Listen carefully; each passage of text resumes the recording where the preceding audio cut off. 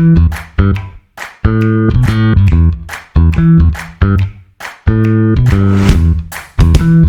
listening to the Common Fan Podcast, a Husker football podcast for the common fan by the common fan.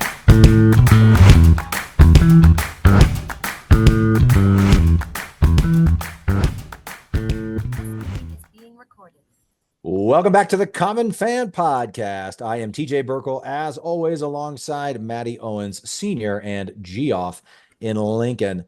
Huskers win. The season is underway. It's a happy day in Lincoln and all across the state, Common fans. And now more than ever, you need certified Piedmontese beef in your life. Thankfully, you can get 25% off beef purchased at cpbeef.com using the promo code COMMONFAN, all one word, COMMONFAN. They've got premium Nebraska beef, and it's everything you could want. Steaks, burgers, ribs, hot dogs, and more. Stop by your local Mercado Butcher Shop in Lincoln or Omaha, or get 25% off at cpbeef.com using promo code COMMONFAN. And get certified Piedmontese products shipped right to your front door anywhere across all 50 states. Certified Piedmontese, powering the Husker football team and powering the Common Fan Podcast. Make sure to check out our brand new website, www.commonfan.co. We went to TS Web Services to build the site for us. Their team of experts provides top-notch solutions tailored to your needs. Whether you need web development or hosting, they've got you covered. You can trust TS Web Services to take your online presence to the next level. We had a great experience working with their team. They were very responsive and delivered high-quality work. TS Web Services can help improve, redesign, or host your website. Check out tswebservices.com to learn more. Boys, college football is back. The Nebraska Cornhuskers are 1-0. We made it. Right with the world. Happy college football weekend. It has begun, my friend. And also with you. And let's check out Jeff. He's like he's an ultimate fence sitter right now. He's got the Husker hat and the Notre Dame hoodie. Don't start. You're not going to bring me down. Don't start. Like, you're wearing the green sweatshirt. You're not going to bring me down. Sweatshirt. You're not bringing me down off this high, fellas. I'm not going to let you ruin my He's weekend. like that. Remember that kid that wore the half Nebraska, half Illinois t-shirt to the Nebraska Illinois with Nebra Noise? That's Jeff right now. Yeah, he's a little Nebra Noise kid. Yeah, this Huskers win. We stick it to Benedict Alberts. Brian That Kelly was blows the game last night. That was pretty cool. All is right in the world right now. All of America was with you there. Absolutely. Yeah, all of America was with the Irish. Everyone except for the Yell leaders at A&M. The Yell squad. The male Yeller squad. Yeah. All right, fellas. Boy, the Huskers looked good yesterday, didn't they? We are going to get into all the high points and the takeaways from the game. Let's do a quick game summary, fellas. So, I think looking back, it was a pretty stress-free day for the Huskers. Obviously, Nebraska wins 40-7. They were in control of the game, for most of the game. But common fans could have been forgiven for hyperventilating a little bit. We ended the first quarter and it was just 7-7. And there was, a brief series of events there that I think, and we'll get more into this, but I think probably had all common fans, punching the couch, throwing the hat, a little bit. Dylan Raiola leads a great first drive. We go down and score. We're up 7-0, and it's like, and then we force a punt. We force a 3 and out, and it's like we're off to the races. Here we go. And then we turn the ball over on downs, and UTEP scores on 3 plays, and it looked way too easy. And it was kind of like, okay, 7-7. This always happens, early in these games. Everybody's getting their footing. They got a little bit lucky. 38-yard touchdown pass, no big deal. And then Nebraska goes 3 and out, and they have to punt, and everybody's shifting in their seats uneasily a little bit. And then the black shirts force a punt, and then it's like back to like, okay, we're fine. Everything's fine here. And then we start moving. Yeah. We move the ball 47 yards. We're driving. We're in the red zone. And Dante Dowdell, running back who transferred from Oregon in the offseason, looked great, by the way. We'll get into that as well. Fumbles, and we turn the ball over, like right as we're knocking on the door to score. Yeah, it was like on the 10-yard line. And I think everybody at that point is probably like a whole roller coaster of emotion. This is all happening again. Nothing is fixed. Here we go again. Nothing is better. Here we go again. You've got to be kidding me. But sure enough, new season, new hope, new everything. The black shirts get a safety. So then we're up 9-7. We get the ball back. Immediately 2 plays. Dylan Raiola's first touchdown pass as a Cornhusker. Suddenly it's 16-7.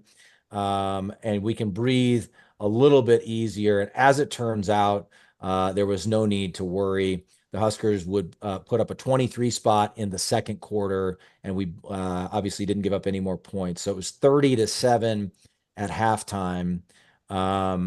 And guys, I think one thing that I loved, this was like old school Husker football where the backups are in like mid third quarter. Yeah. And by the fourth quarter, you've got like, I think they like played the everyone. third, and I think like over 100 guys got in. Like you've got like third and 14 guys playing in the third and fourth quarter. So that felt really good. I don't know.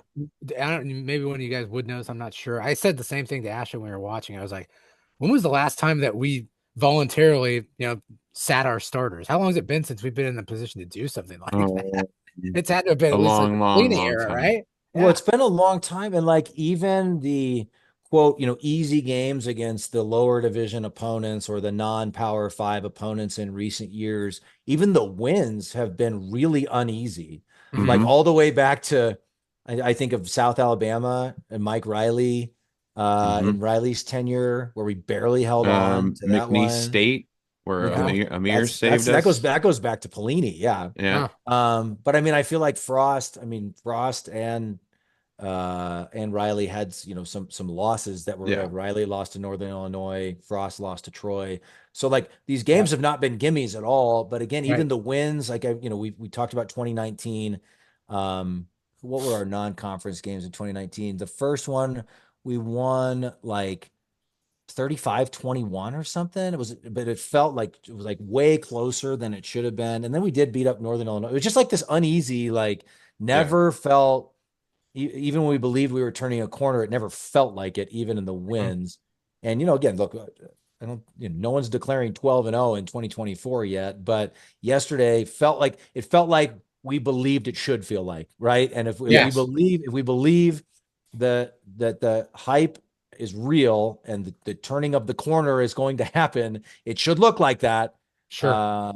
In game 1 against UTEP. I think that's where most of us were so excited, was that they did what they were supposed to do. And it's just, it's felt like it's been so long, Jeff, like you just kind of alluded to, where Nebraska football kind of did what they were supposed to do against an inferior opponent and took care of business and played 105, 100 and whatever, how many guys, which is so cool. You get some of those guys in there that might not sniff the field otherwise. So Matt, it's been long enough that many people have made the point that there are no longer games that we quote should win. Like no, we can't, like Nebraska football cannot take anyone for granted until we prove otherwise. And hopefully we're going to go about proving otherwise this season. But I mean, it literally is to the point where like you can't really take anything for granted until we see. I think wasn't it Carricker saying like you can't just check them off like you used to back in the day. You can't win. Right. That's a win. That's a win. Yeah. Exactly. All right, well, let's hit the high points, guys. I want to talk about just some major turning points or some big time players or things that we saw that were really exciting or really important in this game.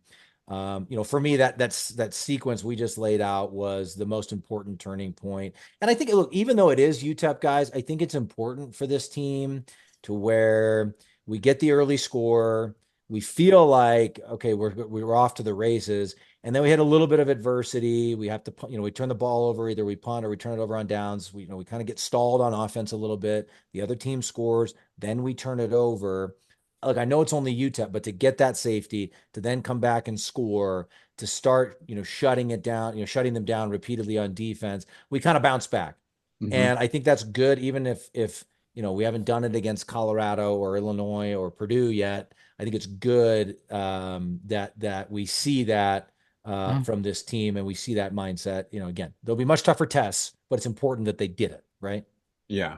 And this is where I think it's so huge that we're able to start off the season at home for the first time in 5 years. Because there were definitely a few points in that game where the crowd absolutely helped the defense. And the defense was really you were there, right, feeding off Matty? the crowd. You were there? I was. Yeah. I was. And it was a good crowd. It was loud. Everybody's excited. I mean, how could we not be? But I felt like the crowd forced a couple of false starts. It definitely made UTEP call a timeout or two. So definitely was a huge, huge boost to start out the season in the friendly confines of Memorial Stadium on Tom Osborne Field in the Sea of Red. And it was a hot one, but Husker fans persevered, as we usually do, and made an impact on the game for sure. I agree with you, Matt. I mean, I watched it at home, so I didn't get to have the live experience like you did, but that is one thing that we definitely, going into that game, I said to myself, if we needed a game like this to just kind of make our imprint, make ourselves known that, hey, we're not messing around. The fan base needed it. I mean, you can tell just by going on social media. You may say, TJ, that nobody's calling 12-0. I get on social media. I think there's some people calling 12-0 right now. Like, that's just the way our fan base works. Yeah, no doubt. But we needed something like that. This team needed it. And it's just a relief. And it goes to speak volumes about coaching, I think, because like you were saying, TJ, in the past, when threatened with any sort of adversity, I felt like these teams were like, in years past, they're like, even the players were like, oh crap, here it's happening again. Panic mode is setting in. We fumbled the ball. We threw an interception. We got stopped at a three and out. That didn't happen this time. Something bad happened, and we actually did something positive right after the fact. We got that safety. So we just needed it. The team needed it. The fans needed it. We all needed it. It was great. And how good does it feel, guys? Like, where, we joke about how we win the offseason championship every single year, and some high profile, big time player that we're supposed to get, and we'll see if he's going to be any good. We've got a dude. Like, and it didn't take long. Like, we're just start talking about high points. I mean, the first drive, like, we're second. We get backed up. We have a couple penalties. We're backed up 2nd and 30. And what would we have done in the past? We probably run a draw, and maybe throw a little dump off screen or a little slant to the tight end and try to get, a little bit of yardage. Maybe we can pin him down. No, it's 2nd and 30, and we got a freaking dude at quarterback, and he throws a laser. I think it was to Banks. It was Banks. Picks up 19 yards. Yep. And it's 3rd and 11, and still 3rd and 11. How scared would we have been on 3rd and 11 last season? Oh, and that's when when Dylan made that Mahomes. And he was. I watched that again today. Yeah. He was on the move. That was not an easy throw. No, he's getting going to his left. And Neyor made a great catch on that one too. Yeah. And that's another thing. That's another huge difference. Well, to your point, got guys that can actually make those catches when the quarterback's putting in a spot where only his guy can get it.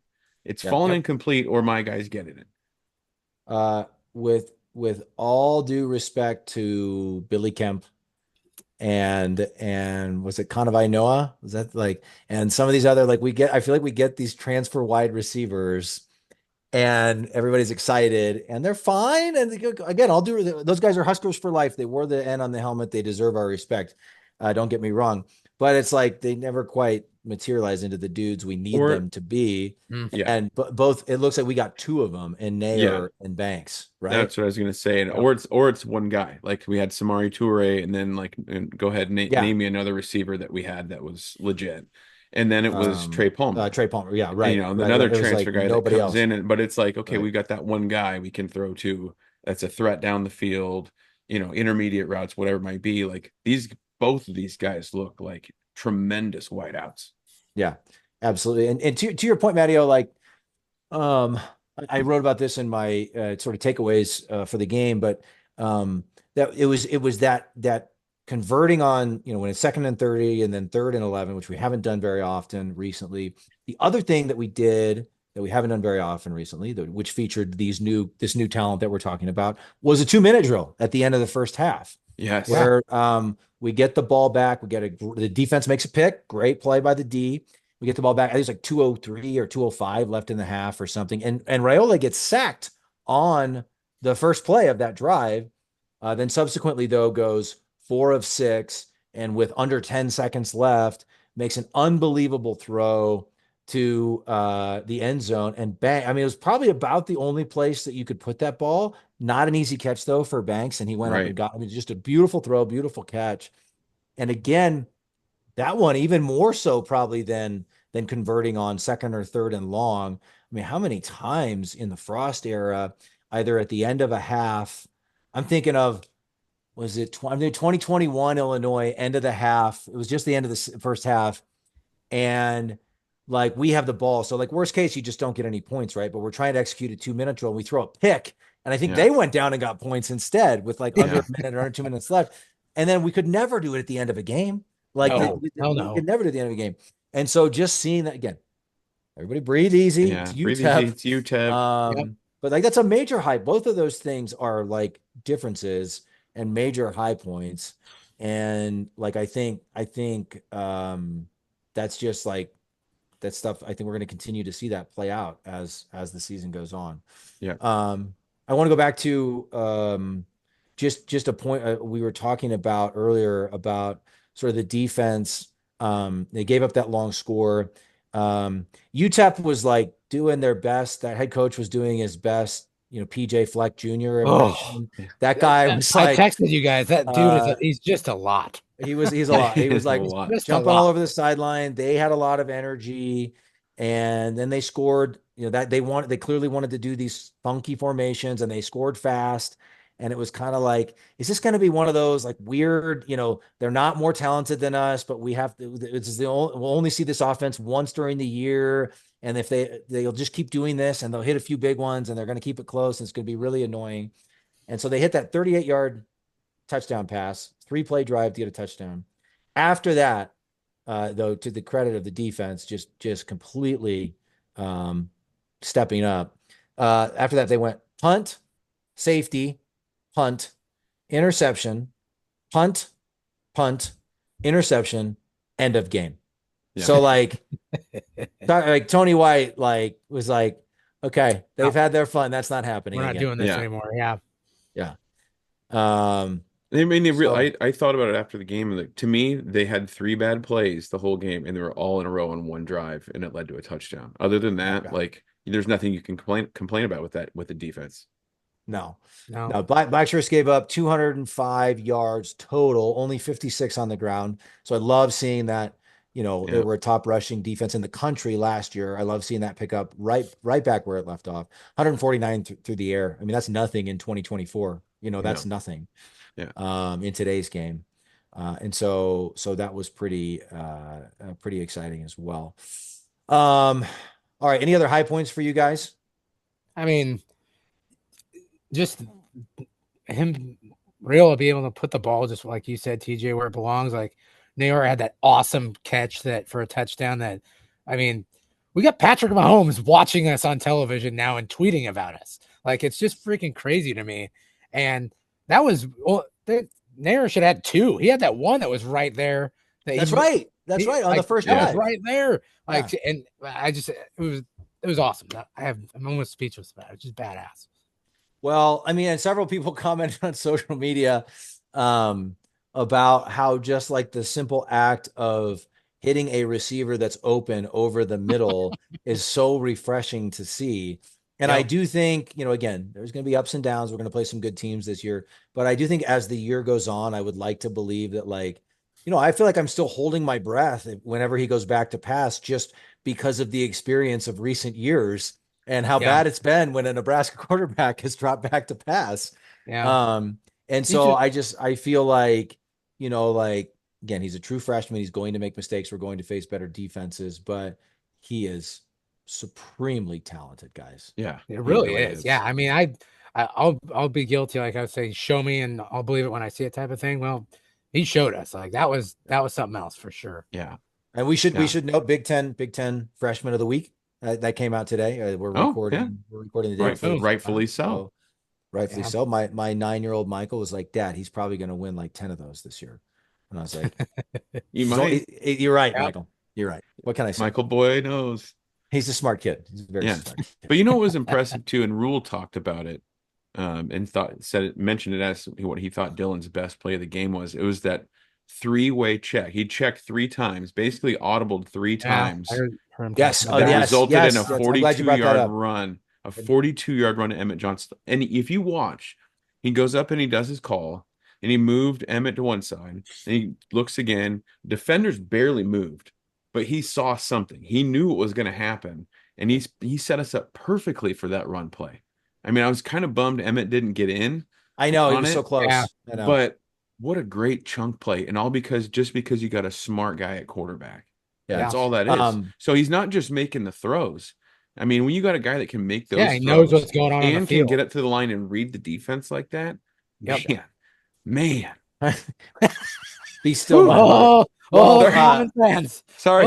Common fans. friend of the program, Zach Carpenter, makes this point often that Zach Carpenter with the Nebraska rival site inside Nebraska, I think it is, makes this point often that the biggest advantage of Raiola, as much as anything, he's got all the physical tools. He can throw the ball 80 yards plus down the field. He looks smooth. Like he's got all the physical tools. His biggest asset is his brain. Yeah. And like he is mature and, got the football smarts well beyond his years. And that's all you hear about him is he wants to be in the football building. He wants to be learning. And didn't we hear that he's got like a photographic memory or something? Like I think Zach told us that. I think Zach Carpenter told us that. And so like, again, like I just don't think like Husker fans are just going to be bursting at the seams. Like he's only going to get better. He's only going to get better. Mm-hmm. And so like, just so freaking exciting.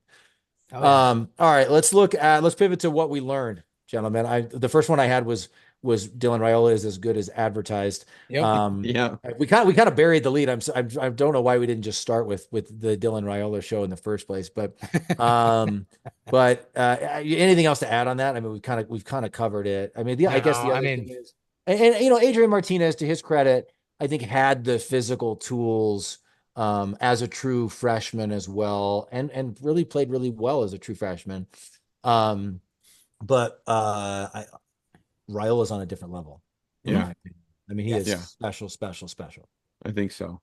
Yeah. Just the way that he throws, I mean, his deep ball, I mean, the way he can get it, the air under it, and it looks effortless.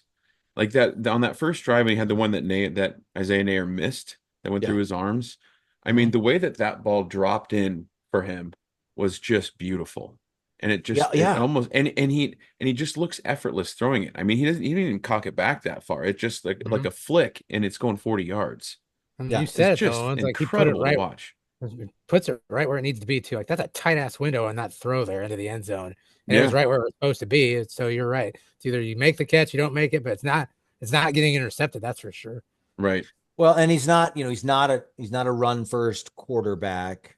I don't know that you would run a ton of, I don't know if you have a ton of QB run game with him, but he looks really smooth moving around the pocket too. Like he is not a statue back there. He's not a Tom Brady statue. Like he is athletic and he can move as much as he needs to move. But I like that they're not going to try a ton of that QB run game with him. I will be interested to see, teams have done it against us.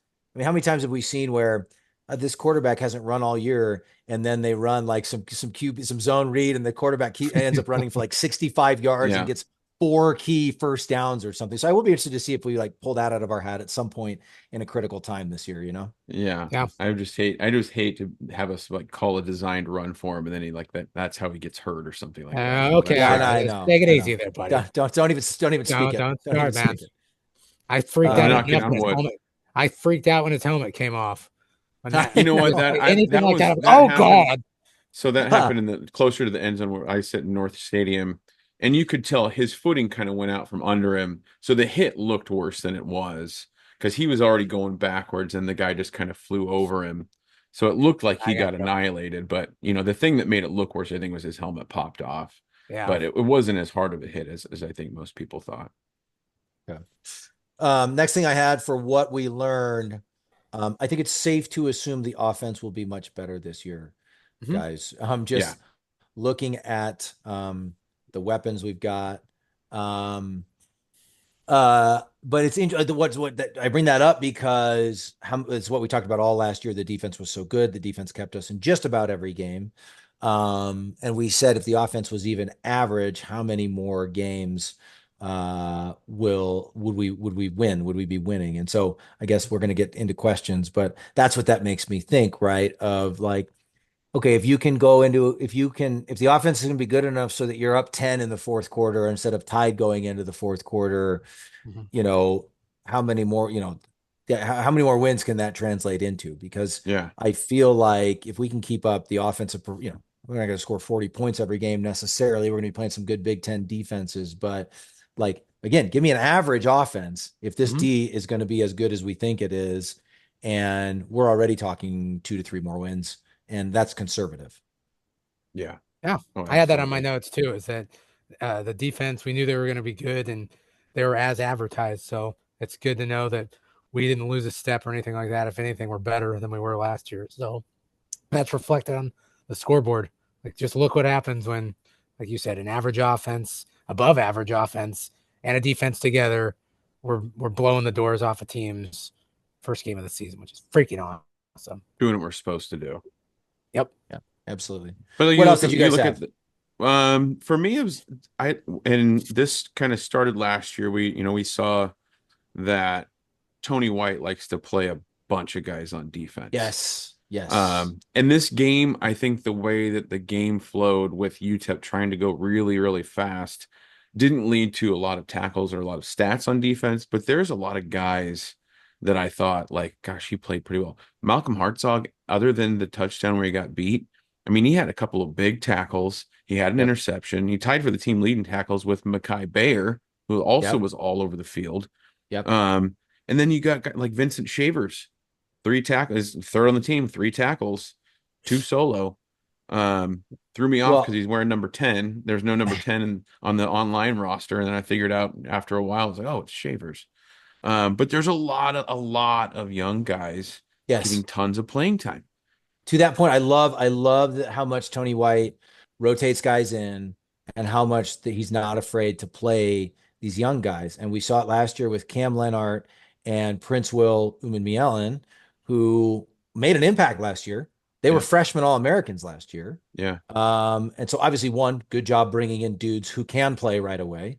But 2, like, good job, like, not being afraid to put them on the field. And then how much further are they along this year? Because they had that experience last year. Exactly. And it feels like now there were that Mason Goldman kid. Didn't he lead? He was up there too. He's a freshman. He I think he led the team in sacks. Tackles. He had a sack. Yeah. Or maybe he just had a sack. But Shavers, McGahee the 4th. There were a Ramir ton Stewart in the back. Ramir Stewart, he got a pick. Yeah. Those 4 are freshmen. So I love that these young guys are getting. That's a great point, Matteo. Geoff, go ahead. Speaking of sacks, is McDonald still doing the Big Mac sack thing? If so, I didn't take advantage of it. I should have. Can we confirm this, Matt? Do you know? I hope so. That's like it was a staple for a really long time. All right, I'm just making sure. I love hearing Jeff, Greg Sharp say Jeff, Big that's Mac the kind sack. of information we expect you to know, Jeff. Big Mac sack. That's what you need to bring to the table here. Yeah. If you're gonna wear a Notre Dame sweatshirt, take it easy. Record, you need to at least be equipped with that kind of information. Yeah. Okay. Got it. But again, so we had the same, like the game flow and the way UTEP, it didn't lead to our defense having really opportunities to even get sacks. So if they are still doing Big Mac sacks, Jeff, there was only 1 yesterday, but that's still a Big Mac out on sack. It, damn it. I was on it. Hopefully we're saving up all our Big Mac sacks for next weekend. Yeah, for sure. Did you get a runs at the game? I didn't get one. And you know what? When it's 95 degrees, I I love Aronza, but those are not Ah, prime runs. It runs the stadium eating conditions, did you eat 95 pizza? degrees in the direct sunlight. I didn't. I got all I had to eat was popcorn. I What the got hell is your problem, I dude? had a Gatorade and I had some popcorn. That's all It's I that had. heat. It's that damn heat. Yeah, it's Yeah. the damn Um, heat. all right, Geoffs, do you have any for what we learned? No, the defense was just confirming that. We learned that they're good still, and they're going to continue to be good. Yeah. So, a lot of high points, very few low points, but I think there's still some open questions going into week 2. I can tell you, I've got a list of a few questions. I'm going to throw this out there. I don't want you guys to get mad at me. I don't want common fans to get mad at me, Mhm. but I had offensive line. It felt like Raiola was running for his life a little more often than you would like to see against UTEP. Hmm. And then the run game was great. Looked like we had a true downhill run game. We had 3 different backs: Dowdell, Emmett Johnson, and Ramir Johnson have at least 50 yards or more.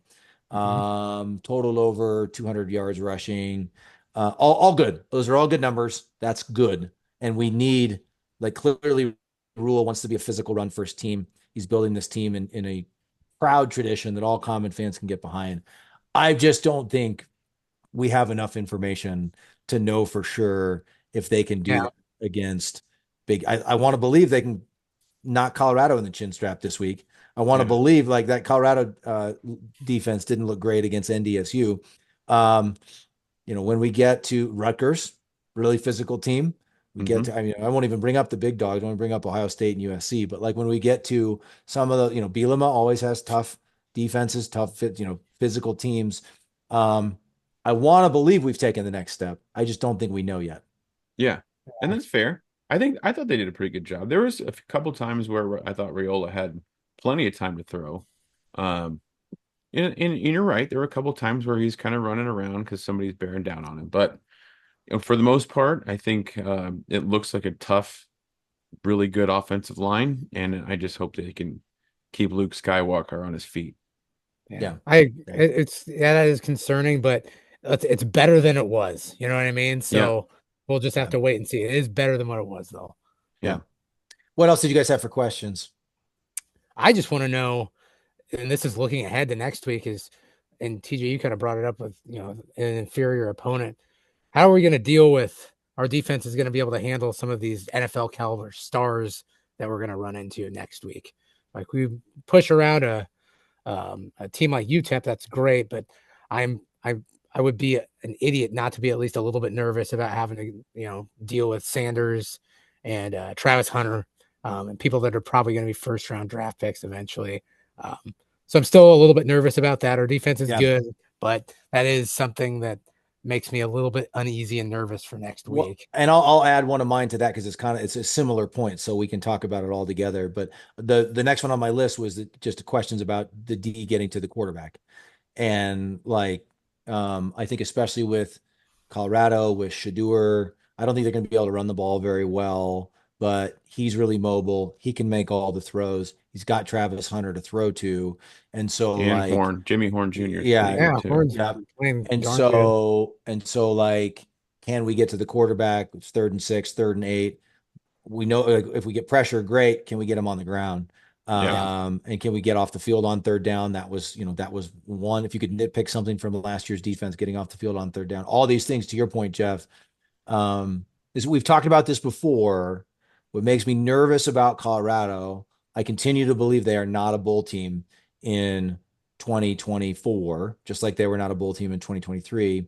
But the more the season goes on, the more people will figure them out, yeah, right? They have a bunch of new transfers. They do yep, have some high level talent. I'd rather play them in game 8 or game 10 than hmm game 2. And yeah, so it sure. just makes me nervous. The whole thing makes me nervous. I'm amped for that game. I know it's going to be just an unbelievable environment in Memorial Stadium. But I think Yeah, it's that point, I crazy. think that's a heck of a point, Jeff. Like how we handle that offense because they do have, like, they have better skill talent than most of the Big Ten teams will play. Yeah, Right. yeah. oh, yeah, So I think that is an open question. yeah. But you know what? I think with this coaching staff, Coach White and Coach Butler, I think if it's me, I think those guys are amping this up as like, hey, you get a chance to get in this guy's face and shut down a guy that's going to be a first round draft pick. And you know, in terms of like you talk to Buford, who's been here forever and fought his ass off to get back on the field, or any one of those, or Deshaun Singleton, any of those guys in the secondary, I think they're going to take this on as a challenge and say, hey, you think you're that good? Come beat me.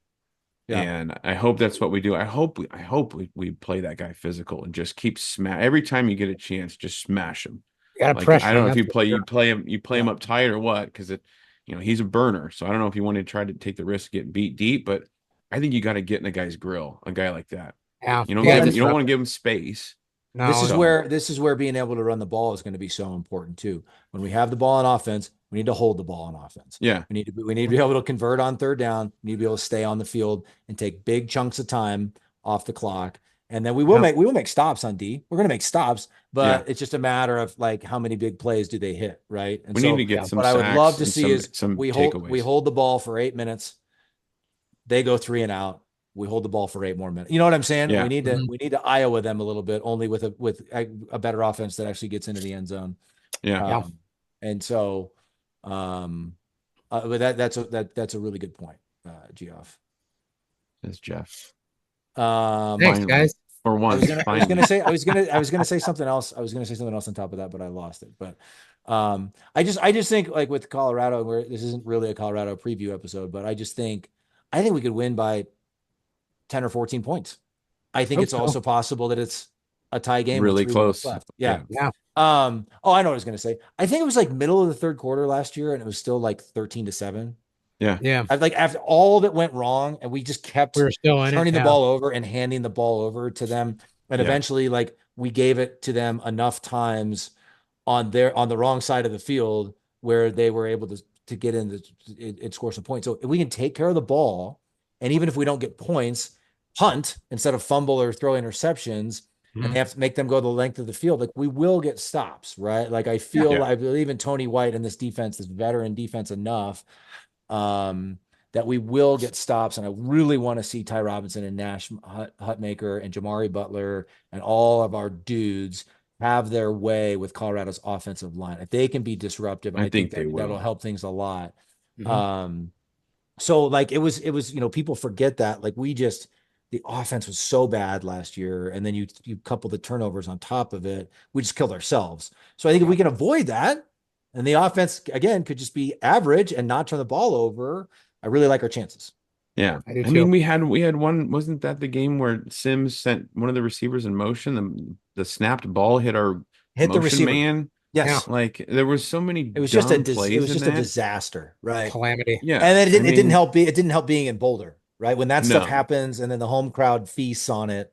Yeah. So I can't wait I think it's going to be really important that we get off to a good start on Saturday.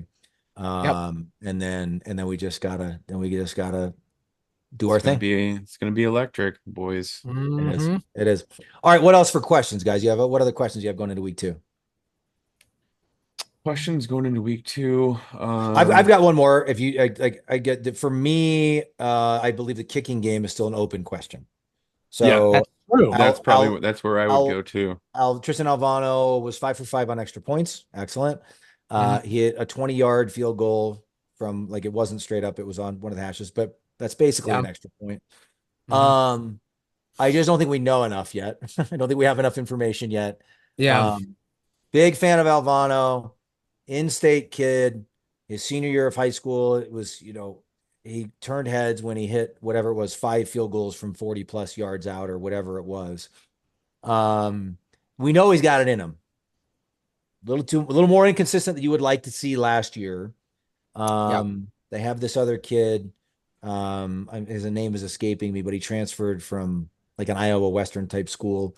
Yeah. And when Alvano was hurt, just in fall camp, this kid was getting some run. So I'm just curious. Zero criticism of anything this week, but Another part of turning the corner this year is likely going to have to involve winning close games. Yep. And when you're in Kicking close field games, goals. you have to take the 3 points when you have the opportunity to get the 3 points. Yep. So that one's going to be another situation where we're holding our breath for a while until we see it, right? Yeah. Yep. Agreed. Yep. I'd say that the kicking game and then like you said, TJ, the offensive line. Other than those two, like, I mean, I can't really think of anything that's glaring. Like, what are we going to do about Well, it's this or just, that? we played a perfect, complete game, guys. There's nothing to criticize. So, I mean, why are we even having this It's far from conversation? perfect, Jeff. Far from perfect. We can be better.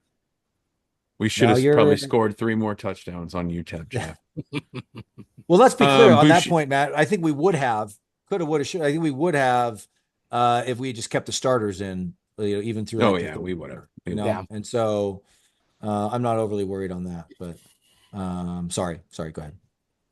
No, I was just gonna say I think Bushini kicked it well. He only got 2 punts, but one was 53 yards, one was 44. I mean, he kind of looked like he had a little bit of the yips a little bit last year. So it's good to see Bushini and his do fairly well in his 2 punts. I hope he can keep that going. Transfer John Hole is the transfer kicker. Hohl.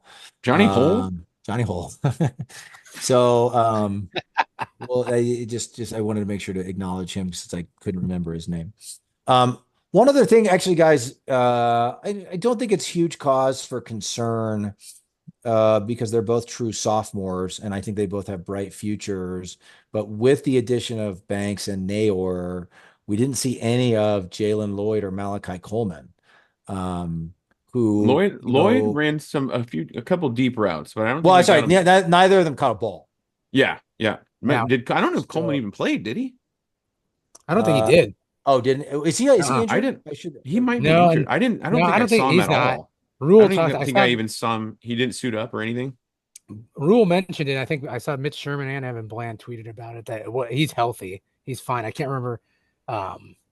Is it something to do with a red shirt or something like that? I can go back and look at Sherman's tweet or something. But they brought something up about it. He's not. I mean, it might, as long as we have Neyor and Banks, like if they're going to redshirt Coleman and he's okay with it, like that might be a good idea for him, honestly.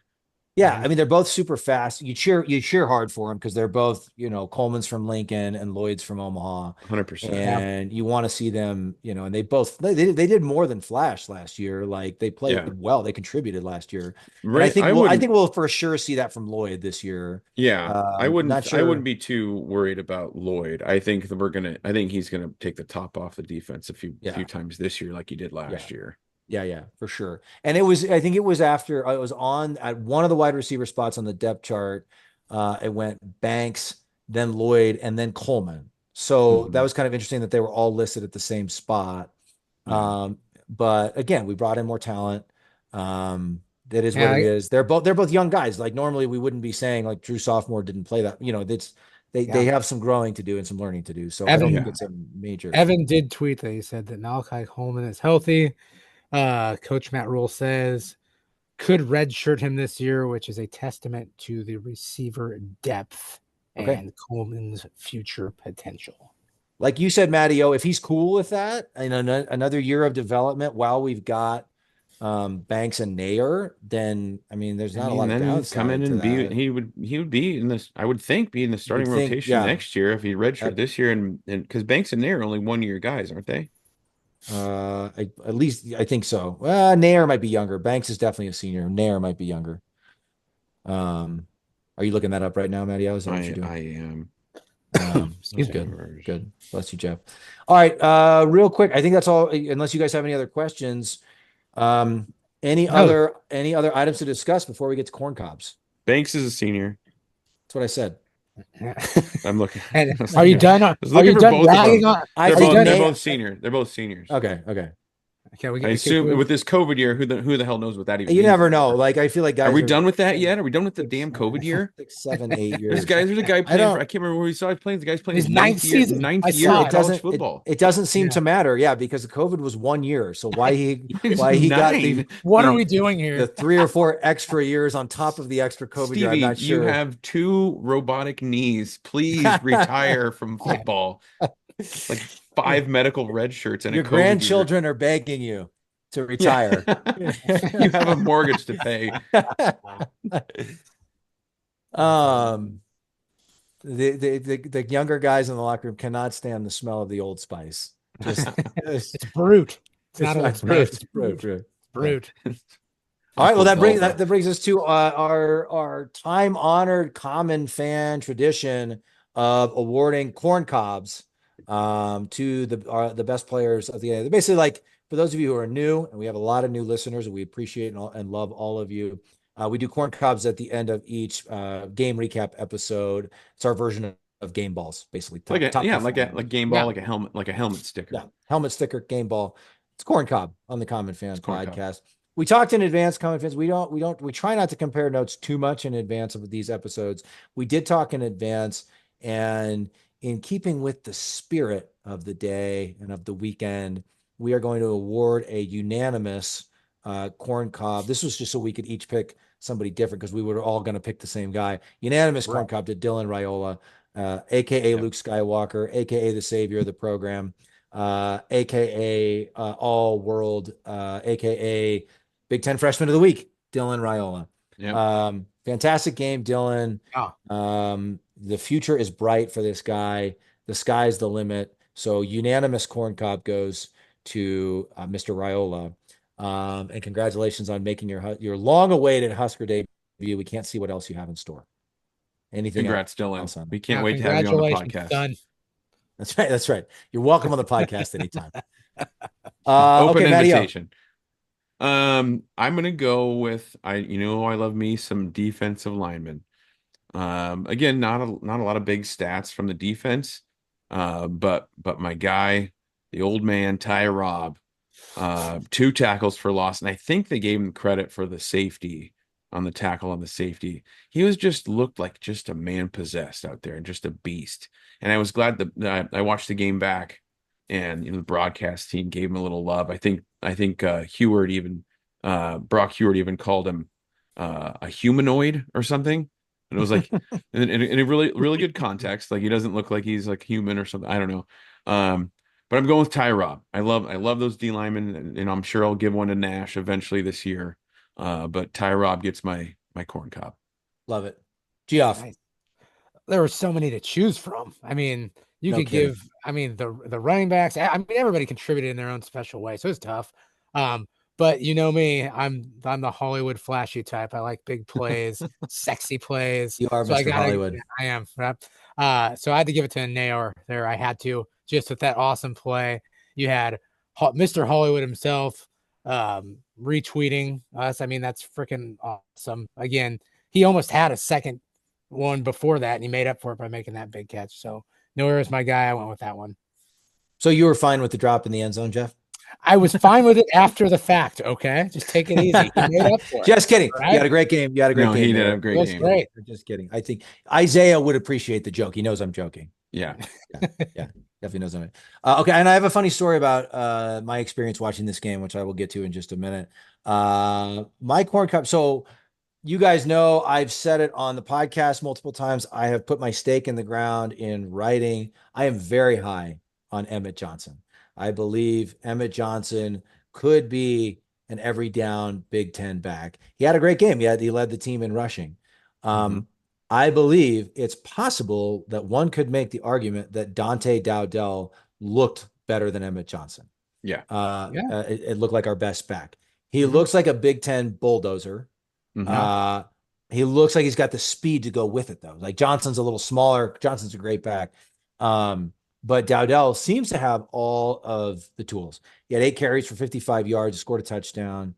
He had that fumble near the goal line. I was honestly glad to see the coaches basically like he went missing after that. I don't know. He may have gotten in for a few plays, but I don't think he got another carry after that. He didn't get the ball again. Yeah. And I'm glad to see the coaches taking the turnover issue seriously. You cannot compromise on that. You have to do that. I would like to believe that's only for the UTEP game.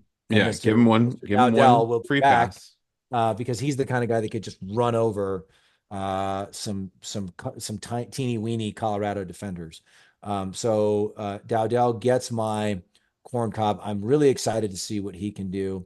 Side note, I'm interested. I made this point in the article too, but I'm kind of interested to see you had Dowdell, you had Ramir had 50 yards, Emmett had I think 72 yards, and then Gabe Irvin had he had only 24 yards. But he had 2 touchdowns. He kind of looks like maybe he's going to be their The goal short line yardage guy. guy. Yeah. Yeah, and he looks like a beast. Um, I'm so, and I love Ramir Johnson's such a great story. He's battled injuries. He goes back to the Frost era. He's been here since 2019. I definitely want to see Ramir have his moments and flash Yeah. this season and have some big plays at moments that matter, right? And I hope that happens. I kind of wonder if we're moving based on week one, if we're moving toward a little bit more of a two-headed monster where Emmett and Dowdell will be the two guys and then we'll see Ramir and we'll see Gabe in more situational stuff. Just curious, Yes. maybe wrong on that. Yeah. That looks like the best combo. Yeah, it does. It looks like a two-headed monster, Dowdell and Emmett, and then you bring in Gabe when it's 3rd and goal from the 2, or whatever, short yardage, right, to get a first down. Like that seems to me like it would be the best trio. And then you bring in Ramir for a couple plays here and there, and was that Emmett run his ass off? And Ramir can catch the ball. He's fat. He's got some tools, Yeah. Was that Emmett that laid that freaking block on that dude in that? Yes. On the kickoff return. Yes. Yes. That was just laid him out. Just absolutely laid him out. Yeah. Love that. So I got to tell you, so that's basically a wrap on the show, Common fans, but feel free to stick around for my somewhat funny story. But the Burkle family was in Nashville this weekend. I'm one of 5, so all the siblings were there. Mom was there. It is the home of Husker football letter winner Andy Burkle, and Andy and his wife Kelsey just had a baby. Shout out to baby Brooks. Just had a baby in July. So congratulations. Brooksy is less than 2 months old. And so we said, we try to, get the, one of 5, we all live in different places. It's tough to get everybody together. So we try to do it at least once a year.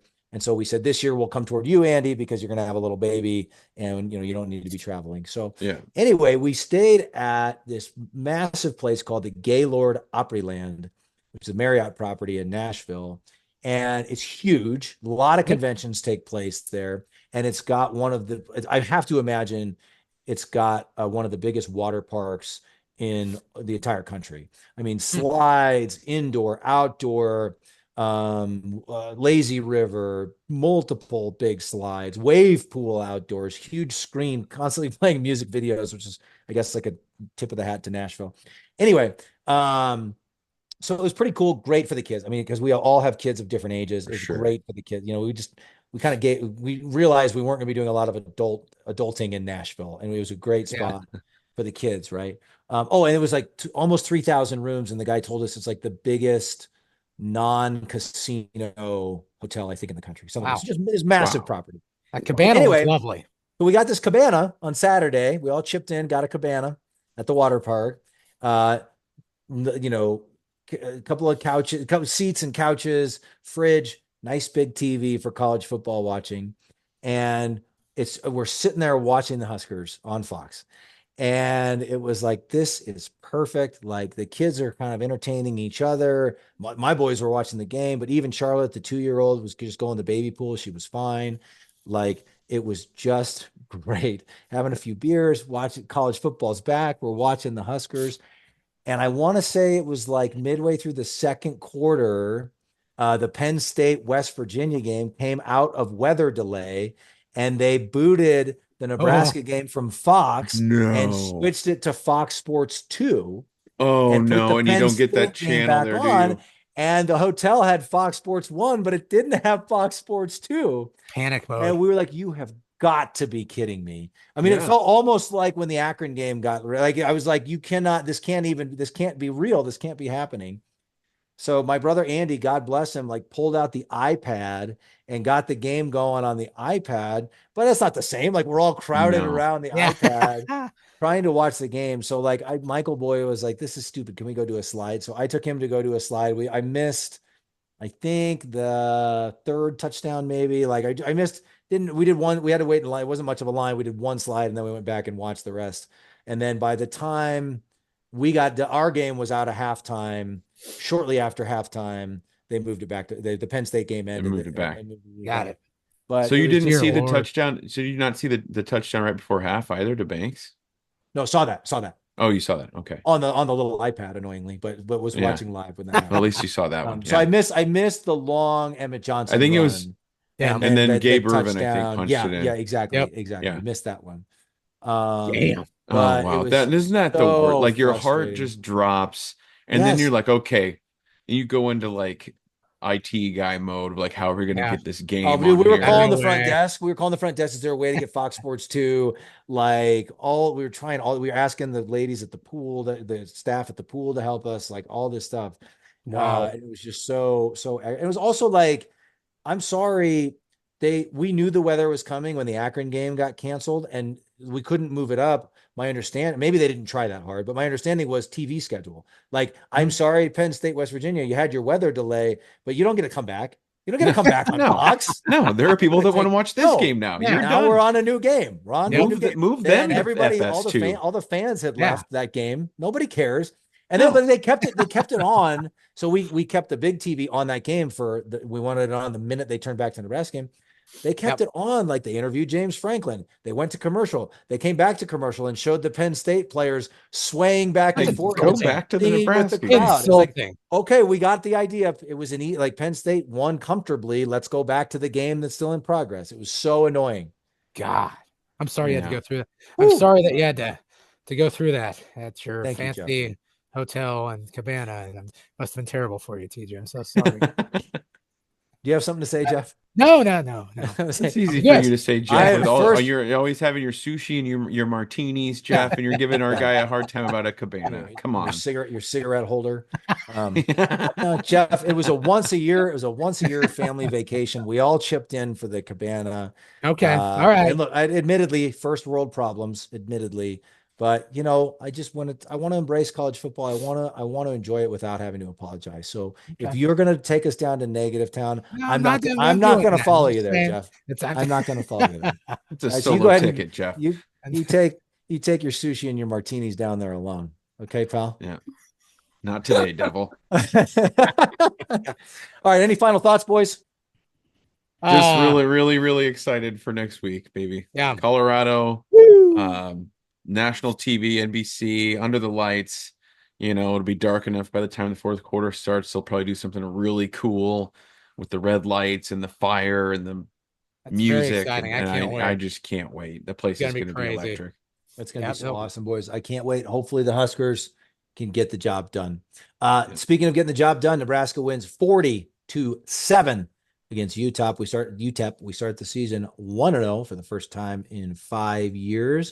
And we're going to have one more episode this week, Common fans. We'll wait to go a little more in depth on what we're doing, but we're going to have 2 episodes per week, every week in the season. Really excited about this. We're going to have a special guest join us for each of these kind of midweek episodes. So we're going to tell you more about it with the next episode, which will be out, I think, the day after this one's out. So all kinds of Common fan content to get you through game week as you're frothing at the mouth and just laboring to get to Saturday. We're going to have plenty of Common fan material for you to devour. So Yes, sir.